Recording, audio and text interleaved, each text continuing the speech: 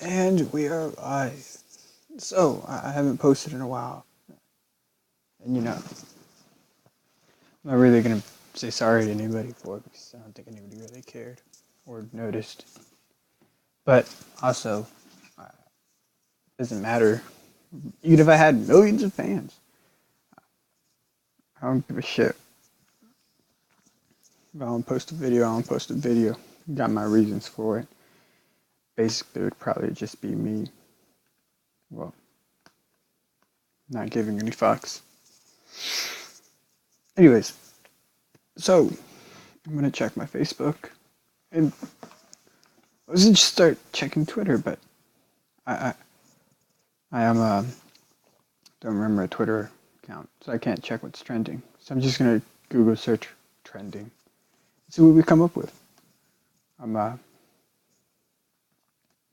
so far, let's see. In my life, people are trying to sell me shit. Damn, I have no money, but I'm still getting sold shit. Like, the fuck. Anyways, well, there's nothing important on my Facebook.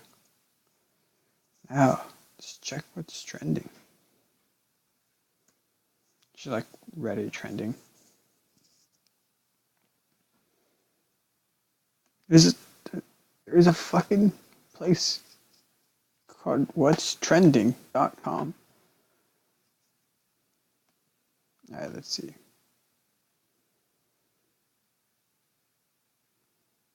High school seniors are making awesome art in their parking spaces. Probably. But in my parking space, there was a bunch of like lame ass shit. Back in my college, back in my high school. But it just doesn't. No, it wasn't even good, bro. Bad lip readings covered them right. Yeah, I was seeing the vines for that scene. Oh, that's shit. That's hilarious. Some seal. Oh shit. Someone hates the Harambe memes.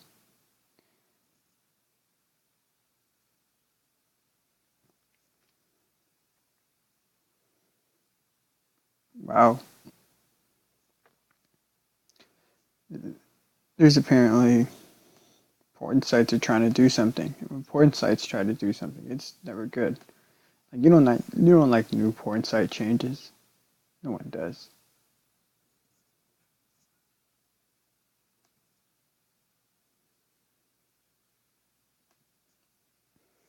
Oh, by the way, let me see, but I'm watching a video separately from this stuff because most people's problems are annoying. Oh man.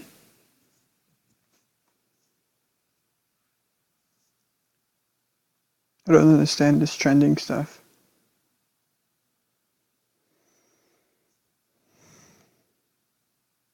This shit isn't even trending anymore. 2 months ago. I don't give a fuck about shit that happened 2 months ago. That shit was 2 months ago. You're trying to be trending shit 2 months ago. Kind of last year type person do you think I am? I keep up with all the latest fashions. Shit like that. Coco eat flea from Red Hot Chili Peppers. Jammed out with the bass. Hey, that one gorilla who supposedly knows a lot of words or something like that in sign language. Alright, try to shoot us more now. So, today, I saw shit. It was all boring. And then I think this is a really bad idea. Just because I can't keep up with other people's lives. I barely keep up with my own life. Even then, it's only happening half the time now. Not necessarily sorry or anything, but keeping up with shit is just hard, bro. At some point, it's gotta say, damn, well, when do you stop caring? And I think that's probably the biggest thing about today's video that I'm gonna try to push is when to stop caring. Because a lot of people just they don't stop caring. And it's not like, everyone should not care or something like that. I guess it's perfectly fine to care. When you care to the point that it becomes a hassle for me, I, I can't take you seriously, bro.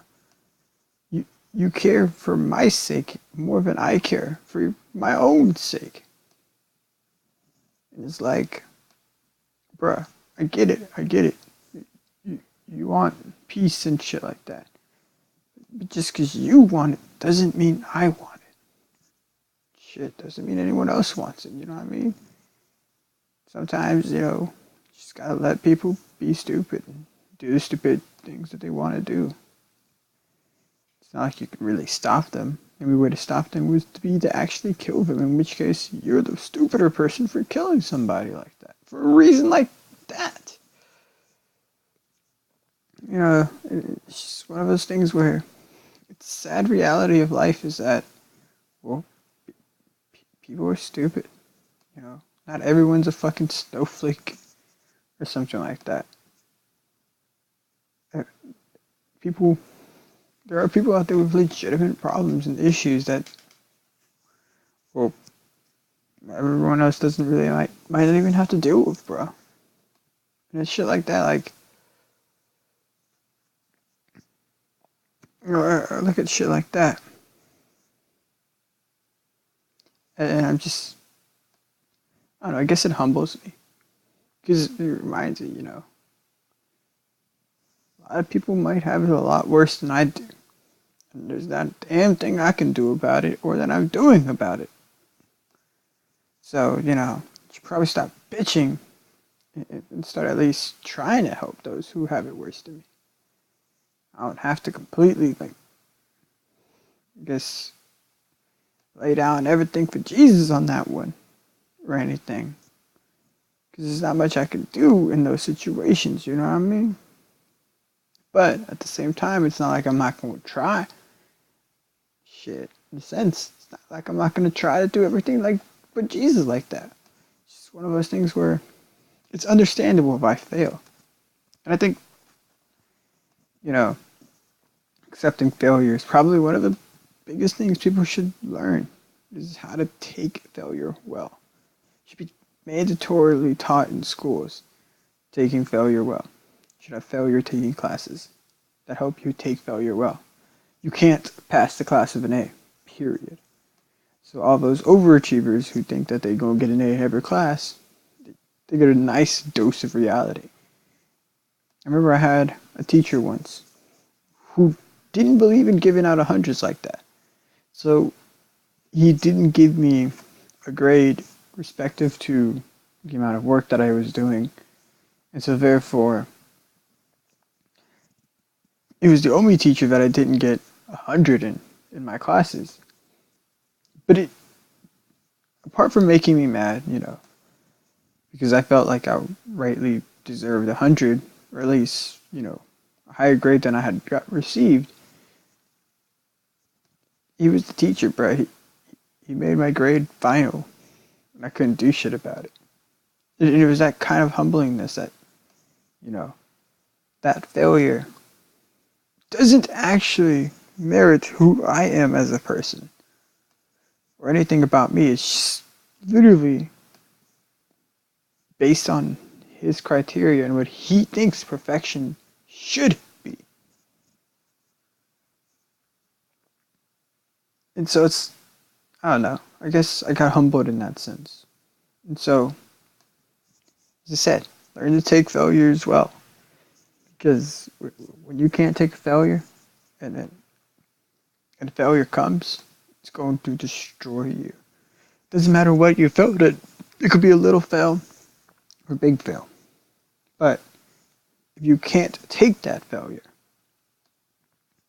then it's going to be a big fail either way. It's like,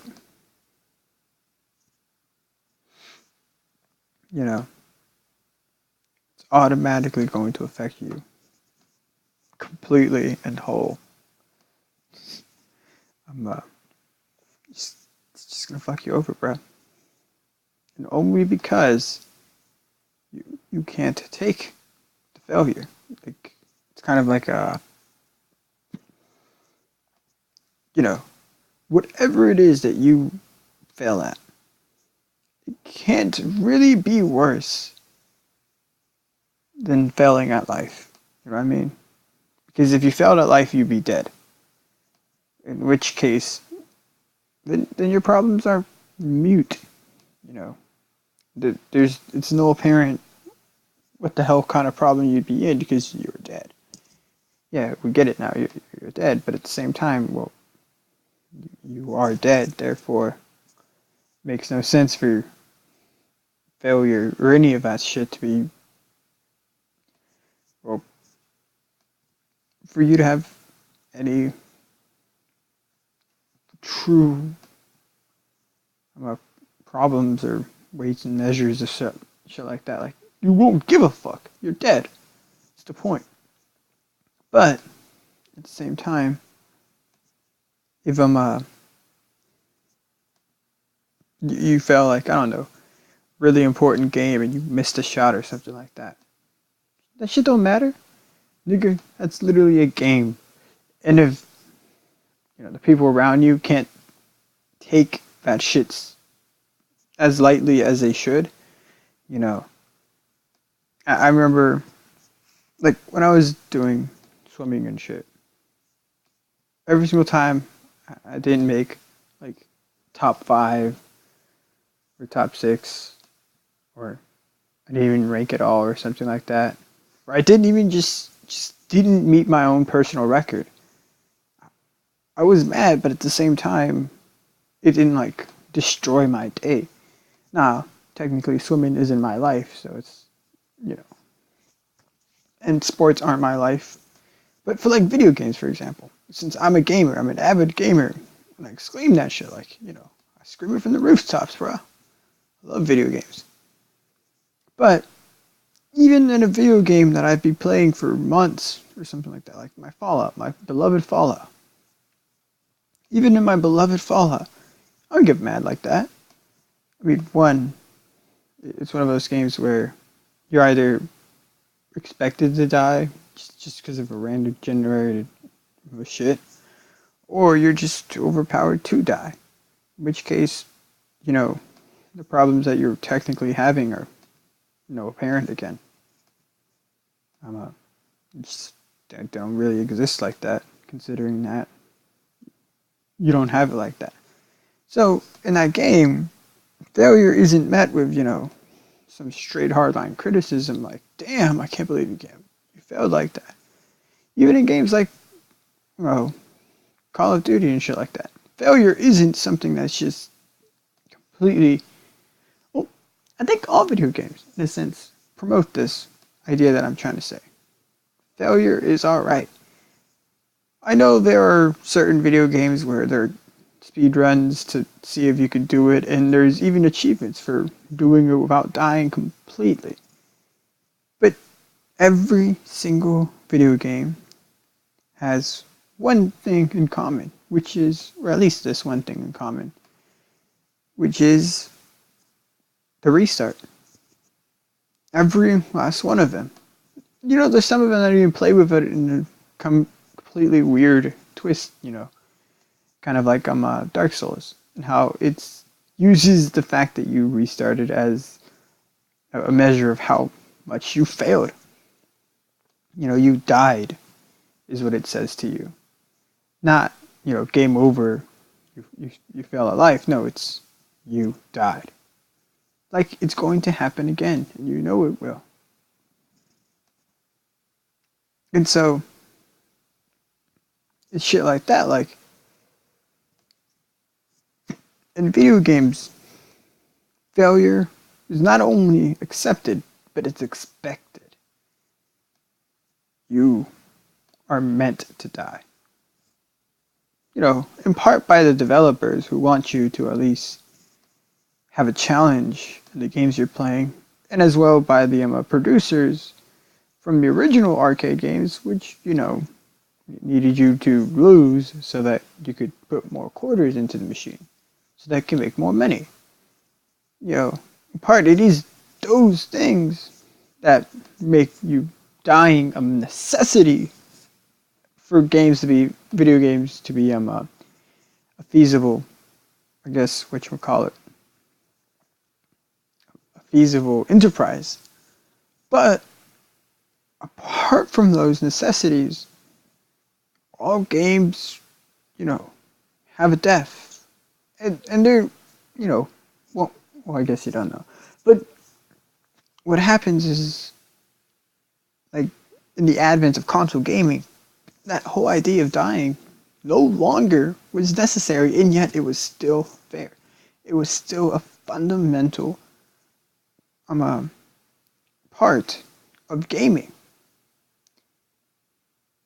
Failure is not,